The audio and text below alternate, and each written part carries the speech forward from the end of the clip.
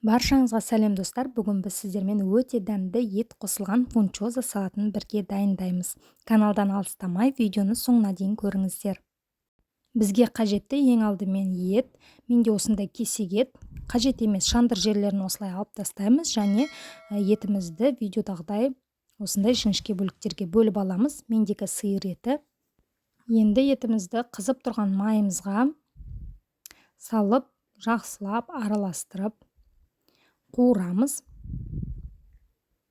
Етіміз қуырылып жатқан сәтте бір бас пиязымызды ашып, осылай жарты ай тәріздес етіп, жіңішке етіп кесіп аламыз және қуырылып болған етіміздің үстіне шамамен 2 ас қасықтай соя тұздығын салып, жаңағы турап қойған пиязымызды салып, тағы да бір жақсылап араластырамыз.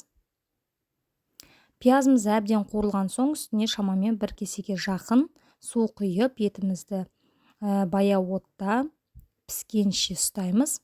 Келесі кезекте дүкеннің осындай кез келген фунчоза лапшасын аламыз да үстіне жаңа ғана қайнаған суды осы фунчоза лапшасы батқанша мол етіп темір шараға құйып, осылай батырып жіберсеңіздер де болады. Қасықтың көмегімен бетін жауып қоямыз. Шамамен 7-8 минут аралығында жетіп жатыр.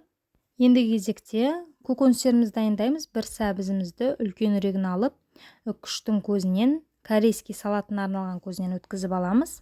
Және де бұл салатқа қызыл, жасыл, сары түсті өзіңізде бар тәтті бұрышты пайдалансаңыздар болады, өте әдемі көрінеді. Қиярды да тәтті бұрышты барлығында жіңішке соломка ретінде тураймыз.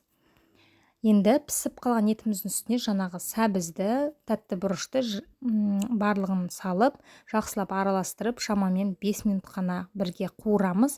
Одан артық қуырмаймыз, себебі тәтті бұрышымыз жұмсарып, былжырап кетеді. Мен фунчоза лапшасын шамамен 7-8 минут аралығында ғана ұстадым. Одан артық ұстап қажет емес, бірден пісіп шығады. Осылай қайшымен кесіп шығамыз, себебі үлкен, өте ұзын болуы мүмкін. Және де жаңағы пісіріп алған біздің етімізді көкөнісімізбен қосып, осының үстіне барлығын салып шығамыз. Сондай-ақ қиярымызды саламыз және үкіштің ең кішкентай көзінен сарымсағымызды өткізіп, мен бір чимчимді пайдаланамын, алайда бұл корейский салатқа арналған пайдаланамын. Сонда өте дәмі ерекше болып шығады. Осының барлығын салғаннан кейін қолымыздың көмегімен жақсылап араластырамыз. Және салқын жерге 3-4 сағат ішіне қойсаңыздар, тұзы, дәмі сіңіп, өте жақсы болып шығады. Мен бір пачка фунчоза лапшасын түгел пайдаланып жібердім. Көп десеңіздер жартысын пайдалансаңыздар болады. Осымен біздің фунчоза салатымыз дайын. Назарларыңызға көп рахмет. Каналға тіркелуді ұмытпаңыз.